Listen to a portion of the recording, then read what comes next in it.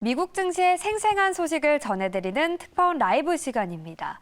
미국과 중국의 갈등이 지속되는 가운데 토니 블링컨 미국 국무장관이 중국을 방문했습니다. 양측의 관계 개선에 관심이 모아지고 있는데요.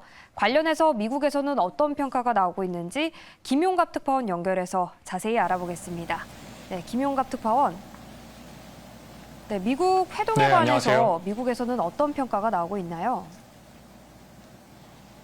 네, 토니 블링컨 미 국무장관이 중국을 방문해서 외교 라인의 1, 2인자와 시진핑 중국 국가주석을 잇따라 만났습니다. 미 국무장관이 중국을 방문한 것은 5년 만입니다.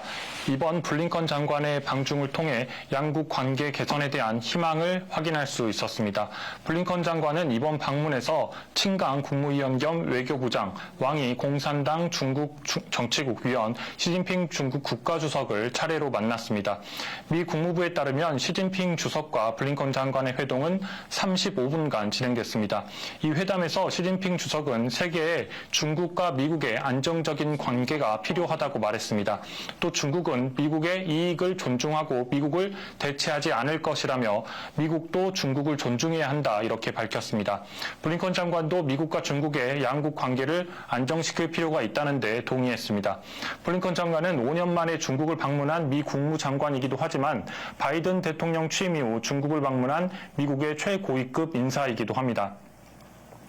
블링컨 장관은 베이징의 미국 대사관에서 열린 기자회견에서 모든 회의에서 나는 고위급에서 직접적이고 지속적인 관여가 양국의 다름을 관리하고 경쟁이 충돌로 번지지 않도록 보장하는 최선의 길임을 강조했다고 밝혔습니다.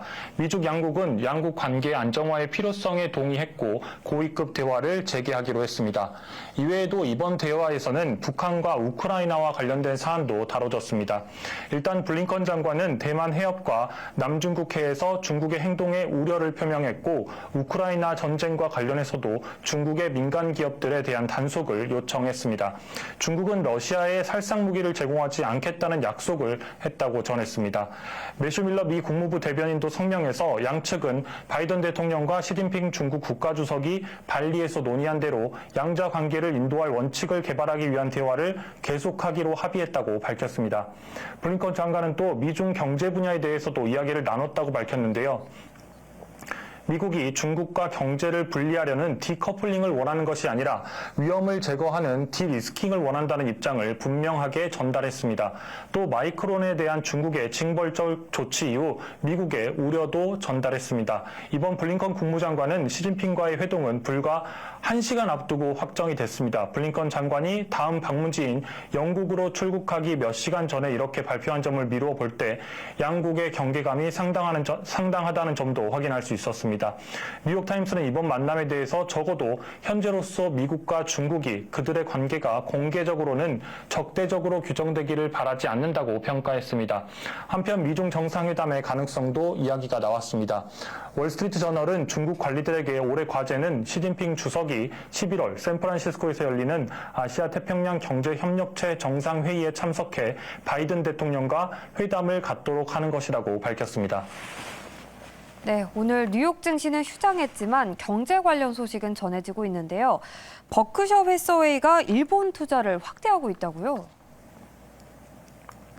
네, 그렇습니다. 투자의 대가로 불리는 워렌 버핏이 이끄는 투자회사 버크셔 해서웨이가 일본 투자를 확대하고 있습니다. CNBC에 따르면 버크셔 해서웨이의 자회사인 내셔널 인뎀니티가 일본 종합 상사 5곳의 지분을 8.5% 이상으로 늘렸다고 밝혔습니다.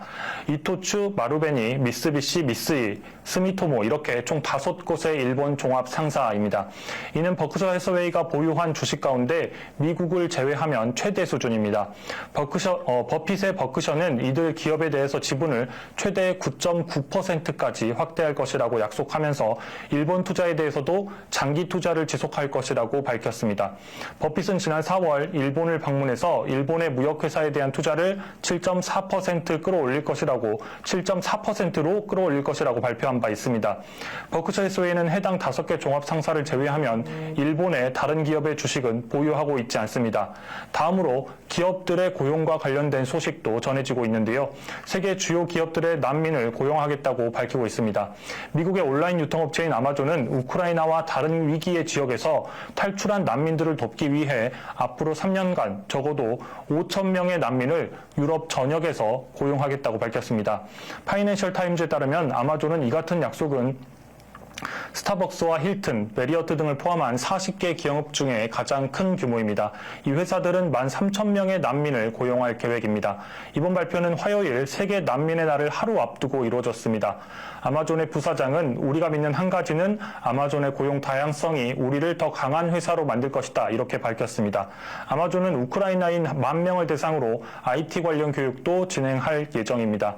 유엔은 현재 수백만 명의 우크라이나인이 유럽 전역에 살고 있으며 수단과 시리아, 에티오피아 등을 포함한 지역에서 1억 1,000만 명 이상의 난민이 있다고 보고 있습니다. 지금까지 뉴욕에서 매일경제TV 김용갑입니다.